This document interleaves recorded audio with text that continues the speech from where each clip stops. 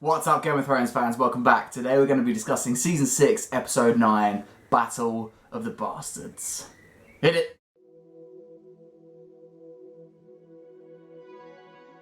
You didn't do that. Oh my days. What an episode. Sorry this video is late. We've had a bit of a crazy week. Yep. But we've found 20 minutes and yeah, we're going to bash through this. Maybe the best episode of all time. What do you think? It's in my top.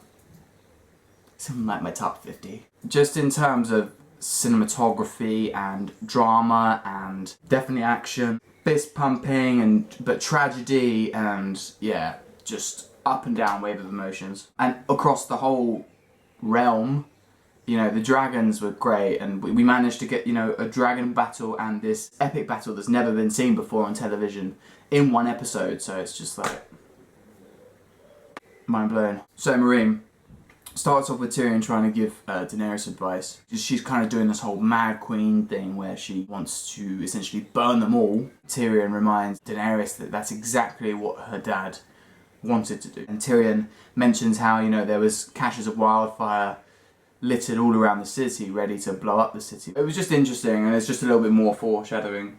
Yeah. They eventually come up with the idea to treat with the Masters. This conversation goes badly for the Masters. The dragons show up. Dragons. Dragons. Dragons. Yeah, but how do you say dragons is? You don't say dragons is, do you? You say dragons. Yeah. Anyways, Dragons. there's a little bit poor planning from the Masters' Yeah. behalf because they knew that Daenerys had returned. There was common knowledge, I think, that the dragon was kind of back in the city. They presumed that Daenerys would just leave. And they could slaughter her dragons. They just assumed they could Yeah, like they would slaughter her dragons. Yeah. Yeah. They're not fire breathing or anything like that. Graham does a great thing where he's like, Yeah. gets the tube. Yeah, but that was good.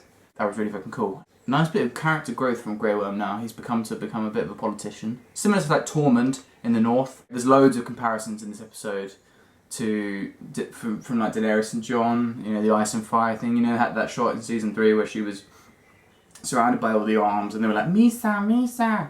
And then you got like Jon coming out of the crowd of bodies and the big panning shot. Yeah. It followed those two entirely, this episode, and what they do differently or the same, and they had very, very similar scenarios really happening to them. Daenerys had the wild Dothraki, and Jon had the wildlings fighting for him. So this whole season there's been some really strong parallels between them. Both have sort of been resurrected in this season, and Daenerys has sort of walked through the flames, so she's like undead. Daenerys rides on Drogon, and so what else doing that? How's my mind? The other dragons break out. Like, is that some sort of telepathy thing? Remember in episode 2 where Tyrion released the dragons, he unchained them. We thought, well, why? Was that time in season 5? Yeah, episode 9, yeah. When Drogon showed up when she was sort of like in trouble in Yeah. fighting pits. It's like he knew She needed. shut her eyes, didn't she? And almost felt like she called him, almost. They did exactly as she commanded them, just burning the ships, or the ship. I was watching it, I was like, say it. Say it. Say the word. I think Just everybody across the world was like, say it. She was like, Dracarys. She's got great control over them. It'd be interesting to see if she struggles with that control. It looks like a foregone conclusion now. So I think there has to be some sort of backfire. Did you get what I did there? Like backfire, because like, a plan will backfire, but maybe the dragons will backfire. Sorry.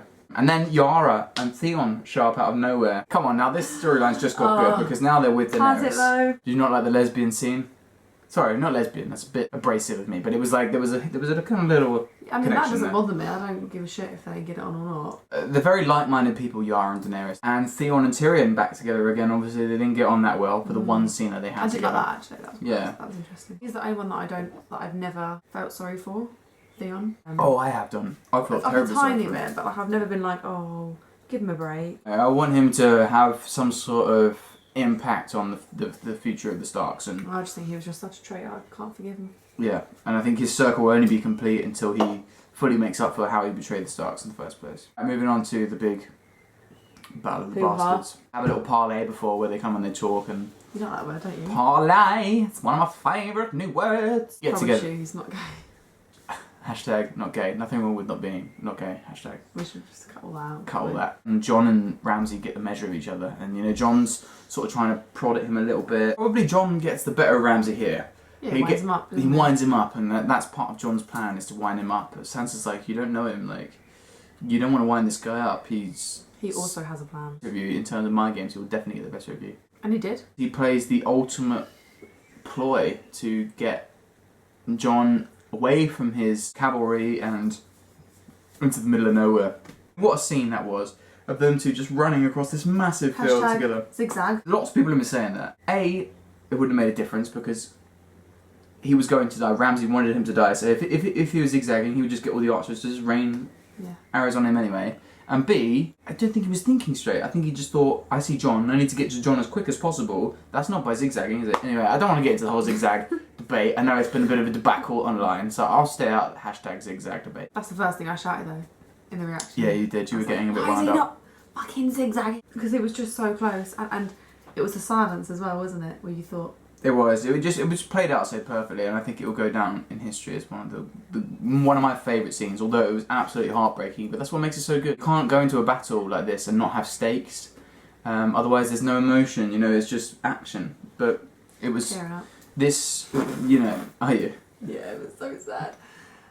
This tragedy sort of fueled the battle, and you saw the hate well up in sort of Jon's eyes. What happened afterwards was just one of the greatest. Well, we've had to battle watch it sequences about ever. 4 times because there was so much going on. That continuous shot of Jon, you know, where he was ducking this way, arrows flying down, and it just showed the randomness of battle. And I can't remember a TV or a film showing that randomness, the element of luck, and just the realness almost. Like you would assume that's genuinely what it would be like. You just the chaos. You sort of think, the chaos, exactly. You have no control. It's insane, and like I love battle sequences like Helm's Deep, Lord of the Rings, and Pelennor Fields from Lord of the Rings. But this was just unlike anything that I've seen before. It was much more gritty. It was really real. It was kind of Braveheart. The plan works perfectly for Ramsay. You know, he gets his shields around them, starts to crush them. Littlefinger turns up. Save the day! Never been so happy to see Littlefinger. Jon climbs to the top of the body pile, which was just horrific. Him, Woman, and Tormund see Ramsay on the hill. Yeah. Also, the look between Sansa, Ramsay. I don't know if they could actually see each other, but they obviously showed their expressions, and that was good. I like that. I like those little things you might not notice. I notice because I like the smaller things. The emotion. Yeah. Jon is such a trooper in this. I mean, he got a lot of stick for his, you know, obviously following his heart and chasing after his brother. He was damned if he did and damned if he didn't. He had to chase after Rickon. Made no sense. Damned if he didn't, damned if he didn't. Damned if he did, damned if he didn't. Okay, you said didn't. Said did and then didn't. Open your fucking ears! No matter what Sansa said, you know, that Rickon is already dead. Jon had to try it. And that's why we love Jon, because he's kind of a hero, isn't he? He's a trier, even though he gets himself into shit and completely fluffed their battle plans. One does his last bit by breaking down the gate. So annoying. What a lad. Like, definitely up there, one of my favourite giants. Why have they got to do that? Once, just once. Just once. Give us... One. Obviously, he gets them into Winterfell, and by that time, he's then officially won it for them. If they couldn't have broken the gate, how long would it have taken them to get through? To get through. One wins it for them. And, One. One won it for the... Wow, too many ones. So he grabs the shield and he's like, bam, bam, bam. You were like, come on, just kill him. And I was like, did you ever feel sorry for Ramsay when he was getting pummeled on the floor? Not one tiny bit did I feel sorry for him. Begging for Sansa. And when she did, I was like, yes, come on, Sansa, you do it. And then Sansa feeds him to the dogs. We should have guessed that because really, that was always the way he should have gone.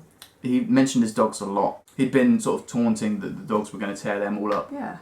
Ended up tearing up his face. I would have liked to have seen a bit more of it. But I was still kind of shocked. It wasn't Joffrey's, but I was like, yeah! I was kind of like, oh. Yeah, because I didn't think he'd die. Didn't you love as well? Sansa. She watched you mentioned it when, yeah. I did. She was like...